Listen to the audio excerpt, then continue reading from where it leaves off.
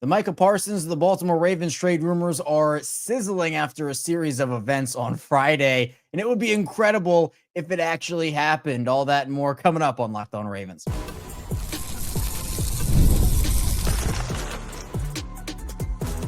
You are Locked On Ravens, your daily Baltimore Ravens podcast. Part of the Locked On Podcast Network, your team every day. You are Locked On Ravens. Welcome into the show. I'm your host, Kevin Oestreicher of Ravens Wire, here with you on the Locked On Podcast Network, your team every day. We are your 5-day-a-week Ravens podcast, Monday through Friday. We're a part of the Locked On Podcast Network, your team every day. And on today's show, the Micah Parsons and Baltimore Ravens rumors. I know the Micah Parsons situation is a hot one right now. And for the Ravens, there were a couple of things that happened on Friday that certainly got people talking about the potential pairing of Parsons of the Ravens, which I think would be absolutely incredible. So we'll talk about how realistic that actually is in the first part of the show. In the second part of the show, we know the narrative around Lamar Jackson, the playoffs, the regular season, the whole 9 yards for the Ravens. That talk is picking up again as we get closer to the regular season. And it's not really a big conversation point, but people are making it out to be in the second part. And then finally, Ravens obviously play today against the Commanders at noon. If you're watching this after the game, I just want to make a little roadmap of what we're actually going to do during the show or during the day for the show. Is we're going to have the watch along at noon, full 3-hour game, react to every single play there. Then we'll have the instant reaction episode, and then we will have the squad show right after that with myself, former Ravens receiver Kadri Ismail, and Sam Njoku. So a ton of Ravens coverage and content for you. But we'll get into some roster predictions and some other things as we kind of dive into where the Ravens stand. And just a spoiler alert, they're in a pretty good spot with their roster. So let's now dive into this Micah Parsons situation. Again, Micah Parsons has requested a trade from the Dallas Cowboys. He has been unable to agree to a contract there. The overwhelming, I guess, thing that people expect from this situation is that Parsons will stay in Dallas, but that doesn't mean that it's 100% guaranteed. And on Friday, and stop me if you heard this one before, and the answer is you will stop me because you have heard it before. Micah Parsons put out an Edgar Allan Poe quote on his Instagram story. He said, well, the quote that he put out was, "Believe nothing you hear and half of what you see." Now, if it sounds familiar, oh, wait, a disgruntled player putting out an Edgar Allan Poe picture, quote, whatever, on their Instagram story. Davante Adams did this in the middle of last season when the trade rumors were swirling around him, put out a picture of Edgar Allan Poe and a quote as well. So I guess disgruntled players and putting out Edgar Allan Poe, name a better duo. Does this mean anything from Ravens' perspective? I would probably say no. I don't think it does. I think even with Davante posting double Edgar Allan Poe last season, I think even that I don't really think had anything to do with it. But again, it has everybody picking up on, oh, hey, wait, the Ravens, if they get Micah Parsons, and actually there were multiple people saying, man, if Micah Parsons goes to the Ravens, and Micah Parsons goes to the Ravens, and then a couple hours later, Jeremy Fowler of ESPN went over on SportsCenter and talked a lot about the Parsons situation. Of course, reiterated the fact that, like a lot of people believe, it would take a monster trade offer to get Parsons out of Dallas in the first place. But then he ended up listing off some teams that he believes to him make sense for Parsons and named the Ravens as one of those teams. And so you look at the situation, to me, a move for Parsons, there are a lot of factors, and this is something we talk about a lot when it comes to the Ravens and like potentially acquiring these star guys, is what would it cost? Not just in terms of the draft capital and the package to go acquire that guy, but in terms of cap space, what it cost you, other players. This move doesn't scream Ravens to me personally. Like, it just doesn't feel realistic. Now, that doesn't mean it's not going to happen. I mean, my money, if over on FanDuel, if you could do that, my money would be on no. But the connection is there. I mean, I feel like a lot of people believe that Odafe Owe would be in the deal for Micah Parsons, but they obviously have a connection with Penn State. They are close. The Ravens, they love versatile players. Micah Parsons is absolutely versatile. And by the way, Micah Parsons is absolutely unreal, has 52 and a half sacks over his first 4 years of his career, 13 and a half, 14 and 12 respectively. He has been able to stay on the football field for the most part. 13 games is his minimum that he's played. So, you'll take that for a player of Micah Parsons' caliber. Multiple Pro Bowls, multiple all pros, defensive rookie of the year his first season. Like, he would be the final piece, would overwhelmingly make the Ravens Super Bowl favorites. And a lot of people already feel like the Ravens and, feel they're in that Super Bowl favorite conversation. Parsons, in my opinion, would make the Ravens unquestioned. I don't care what you're talking about. The Ravens are winning the Super Bowl. You couldn't tell me anything if the Ravens went and got Micah Parsons. Like, it would be over for the NFL. And I mean that sincerely. But Micah Parsons, the reason why is, why is he asking out of Dallas? Of course, it's the contract situation. And we've seen players, we literally saw it here in Baltimore with Lamar Jackson. Lamar asked out of Baltimore in a contract situation, ended up getting resolved. He didn't end up getting traded. We see sometimes players request out for leverage. This situation, though, with Parsons and Dallas, it is just messy to the core. Jerry Jones is going on a media tour right now, bashing Micah Parsons and his agent, trying to get his message out there, like spreading all this information. Micah Parsons is doing the make the call hand signal when people are asking him to get traded to their teams. He's just sitting on the training table, laying down during the games. The body language is terrible. Like, all around, it's awful. Parsons deserves, he believes, to get paid. The Cowboys, I know they want to pay him, but there's just that disconnect. Parsons right now is on his 5th-year option. He's making $24 million. Now, the 5th-year option is fully guaranteed. So that number, if the Ravens were to trade for him, would be $24 million. The Ravens right now only have about $15-ish million in cap space to use. And, that right now even is probably a little bit lower based off of other just minor costs that will come with roster down day, signing practice squad players, et cetera, maybe even signing a guy that is not expected to be cut. Maybe the Ravens make a play for that guy. So if the Ravens were to trade for Micah Parsons, first of all, we know what the capital would have to be. Multiple first-round picks, probably a young player or two, whether it be defensively or offensively. That's not the Ravens' style. So, the rumors are swirling. It makes sense from like he would fit what they want to do. He would put them over the top. He's a piece. But then you look at the realistic factor of it.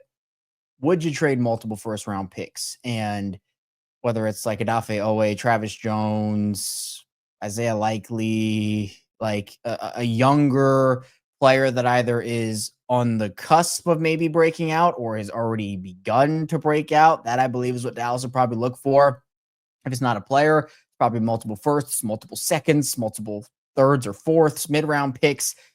That doesn't scream Ravens. We know that Eric DeCosta and company love to keep draft picks, take swings, find production on rookie contracts. Now, if there's an opportunity to go get a player like Parsons and the package is enough to where you feel comfortable, and it would, again, be a lot for Ravens standards, but like I would 100% make that trade.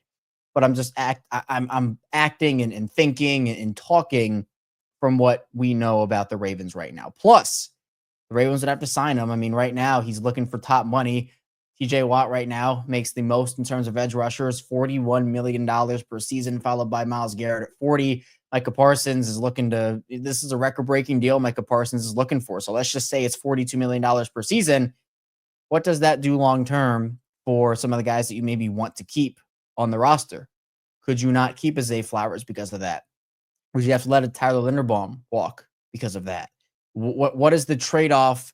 And I guess the question I'm posing is, what is the best player that you would let walk from the Ravens right now to make Micah Parsons come on? Maybe it's a package. Maybe you have to let 2 players walk to average out that $42 million. Maybe it's 2 $20 million contracts per season.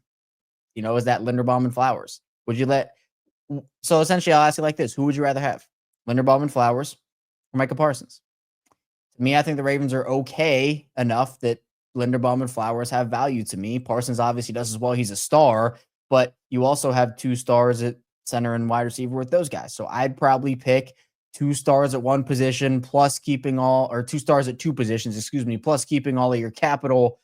That to me makes the most sense because it's not just about the package. It's also about, well, essentially you'd be trading all those firsts and Linderbaum and Flowers potentially, or just others. It doesn't have to be those players specifically, but that's also what you have to think about in these situations. So again, you can't keep everybody. That's not the way the NFL works, unfortunately. So, it's fun to talk about, obviously, like Edgar Allan Poe quotes and Jeremy Fowler reports like that. It's not significant the way that, like it's definitely going to happen. Like I'm not saying that, but like, hey, that's stuff that we're going to talk about here on the show.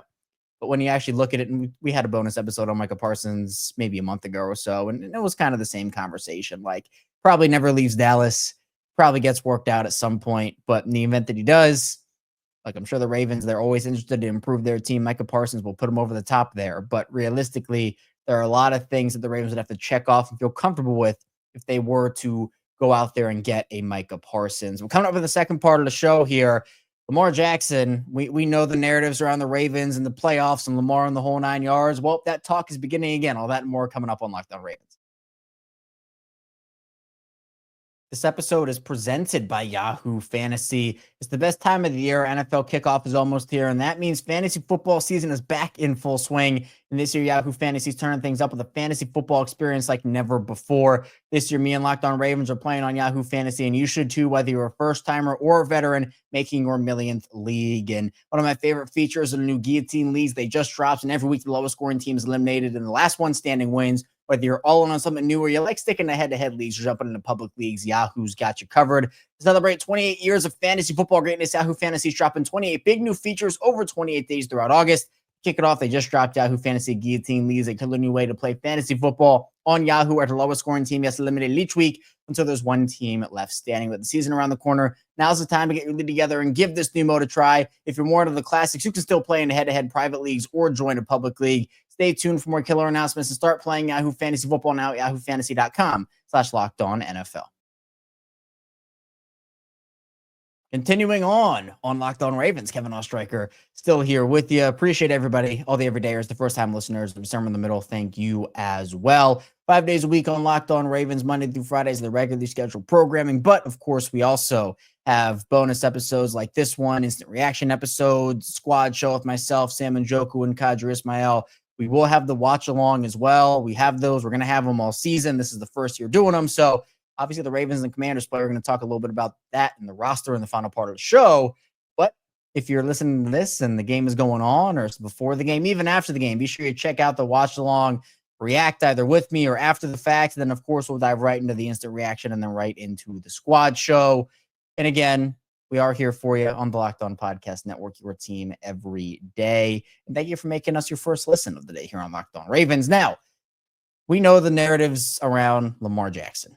We know the narratives around the Ravens. They are narratives that they have built for themselves. And now that the regular season is almost back, well, we're going to have to start dealing with those again. My opinion, it's not really necessary to talk about this all the time because we know, but when people talk about it, well, we're going to react to it and talk about it here on Locked On Ravens, and I'm going to give my opinion on it. So, Stephen A. Smith, Joe Fortenbaugh, and Kimberly Martin, as well as Chris Canny, they were on ESPN, and they were talking about which team is going to win the AFC North. Are the Ravens going to run away with the AFC North? And obviously, the consensus was yes, and in my opinion, it's not really close. I think the Ravens are in a good enough spot in not only the AFC North, but in the AFC in general right now that you can't really question their division chances unless they don't stay healthy. And that's some of the points that some of them made over there on ESPN. But Stephen A. Smith went on a little bit of a rant when it came to Lamar Jackson, which was not really the first time that something like that has happened. But Stephen A. Smith said, quote, "We don't give a damn whether you run away with the AFC North. Better win the division. You better make noise in the playoffs. Nobody cares if you get in there at 10-7, 12-5, 14-3, 15-2. At this point in Lamar Jackson's career, enough is enough. You're talking about a 2-time league MVP. You could have easily been a 3-time MVP last year. You're talking about a 3-headed monster at the wide receiver spot. You're talking about Andrews, who's got some making up to do. I'm sorry, this kid," he said lively. He meant likely, but I digress. "This kid lively can ball, likely. You got the monster at the running back spot. Cooper Rush, he even mentioned for some reason. But then he said, quote, "When you look at everything Baltimore has, you've got an elite coach that's universally recognized as one of the best and universally respected. If You got all the personnel in place. You got a superstar at the quarterback position who is the ultimate dual threat in football. His kryptonite is Patrick Mahomes. In last year's case, Josh Allen. Enough is enough. There's no football reason to look at the Baltimore Ravens and say they can't do it. Do you have what it takes to get it done? I mean, look, the points that Stephen A is making here, save for maybe like one or two, I understand the narrative is the playoffs. And it's been true. Like the Ravens and Lamar Jackson's tenure have not made the Super Bowl. Lamar has struggled in certain spots. My thing that I'm going to continue to preach here on Locked On Ravens and continue to say, it is not all Lamar Jackson's fault. This is a team issue that Lamar Jackson is a part of.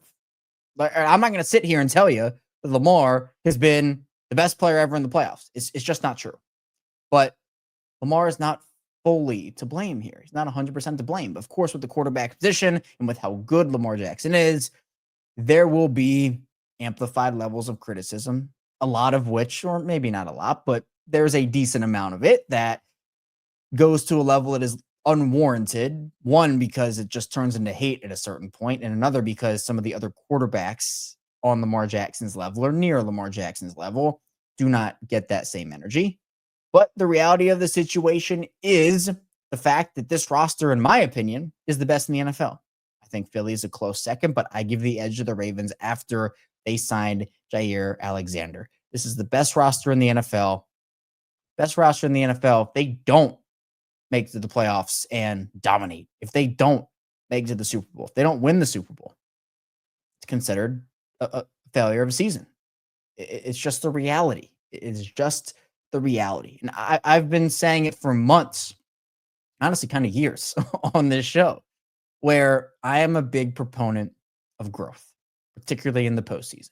Now, it's not going to go linear every single year where, talk about this with Lamar in 2019, where through 36 touchdowns that season, if he was going to continue to improve and that linear production was going to go just up every single season, he'd be having about 70 touchdowns per season. That's not how it works, at least in the playoffs, not most of the time.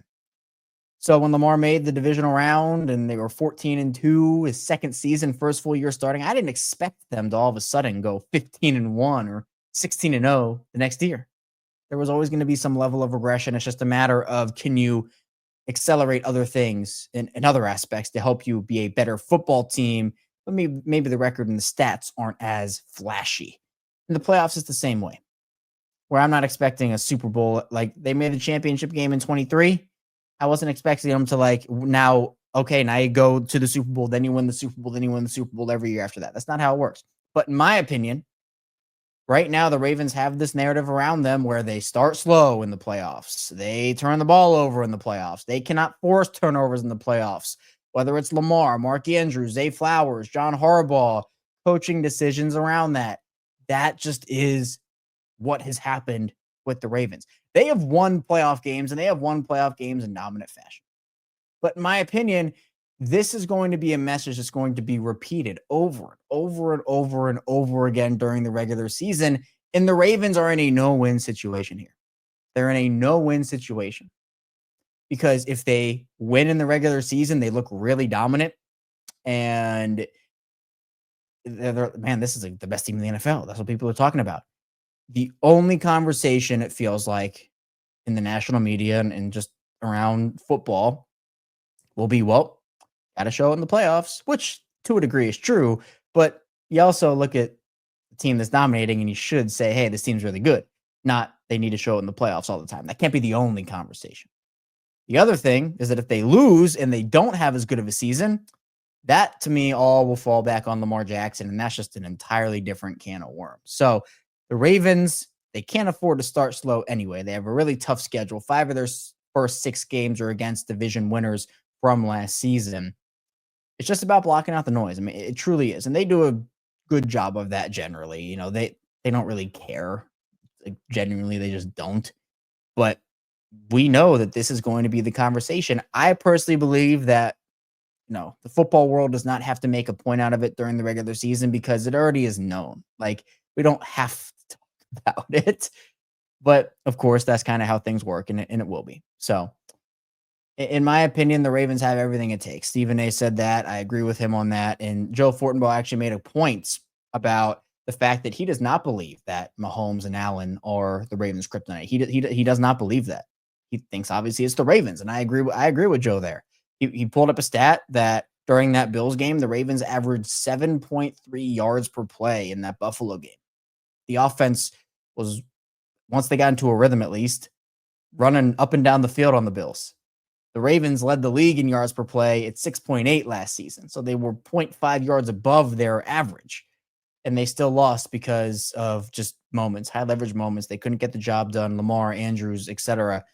They have to get over that hump this season. They have to. This is the best roster I think that they will have during the Lamar Jackson era, at least for a couple years, based off the talent that they're projected to lose this offseason. Not that their rosters are going to be bad, but like you don't see rosters like this very often. You have to take advantage of it. And I'm hoping they can. I am hoping they can. So coming up in the final part of the show, Ravens, they face off against the Commanders today. And of course, the Ravens will then shift into roster decision mode. So we'll talk about what decisions they have to make and who I currently have on their final 53. So stay tuned. A lot coming up on the show. This episode is brought to you by BetterHelp. These days, it feels like there's advice for everything: cold plunges, gratitude journals, screen detoxes. But how do you know what actually works for you? With so much information online about mental health and wellness, it can be overwhelming to figure out what's true and what will actually help.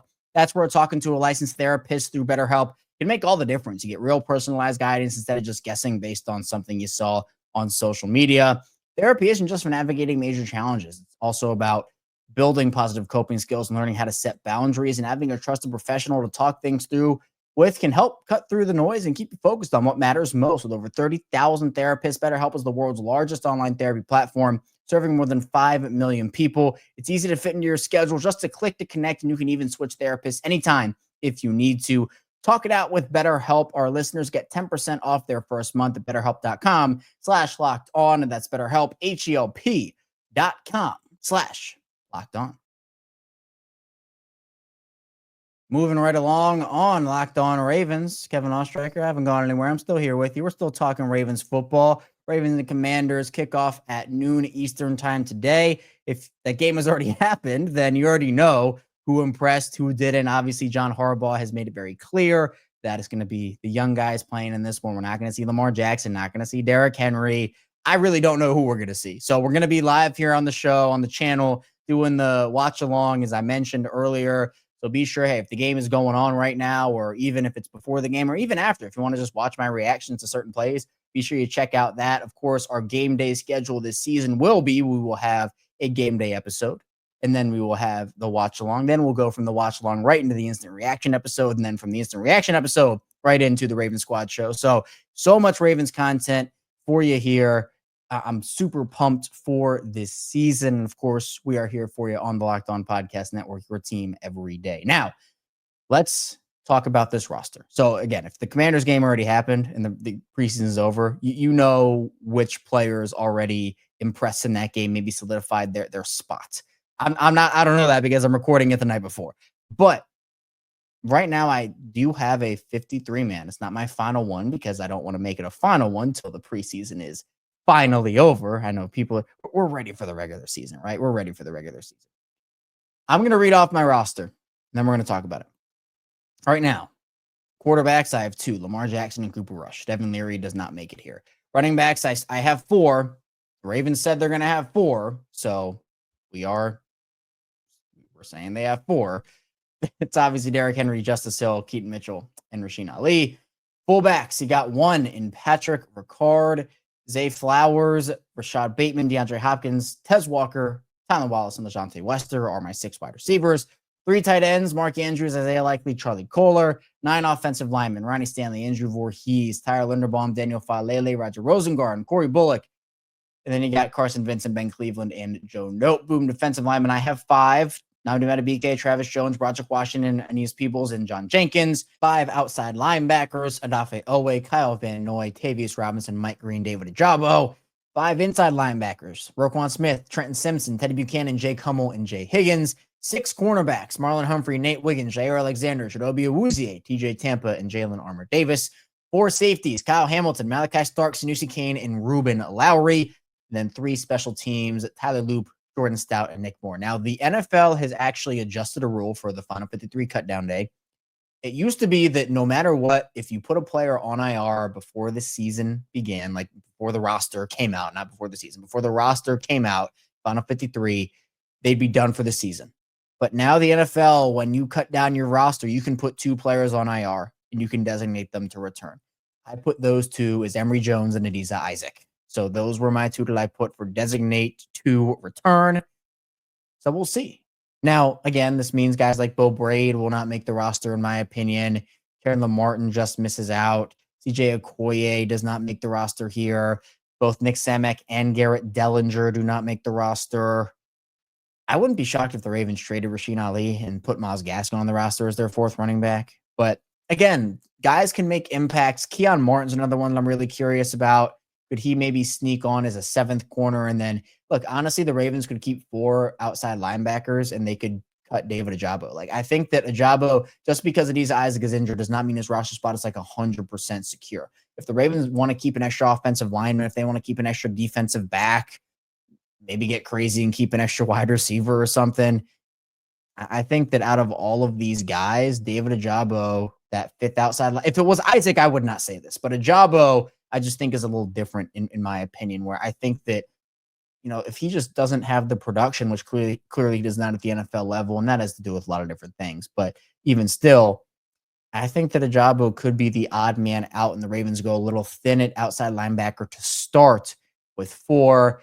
I don't really see anybody getting any veteran like handshake deals. I think Brent Urban will be on the practice squad this season, not on the active roster. Now, you could also make an argument that could CJ Okoye beat out John Jenkins for a spot.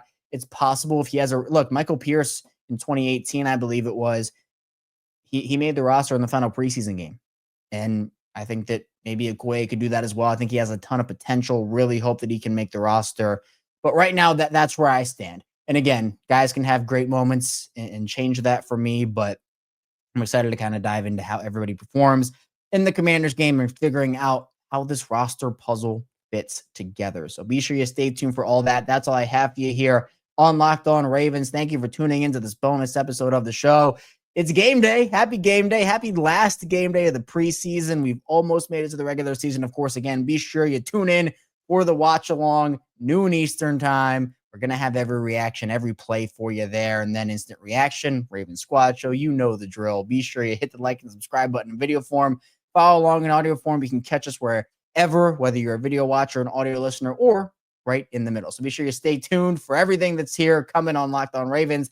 I'll see you right back here soon on Locked On Ravens.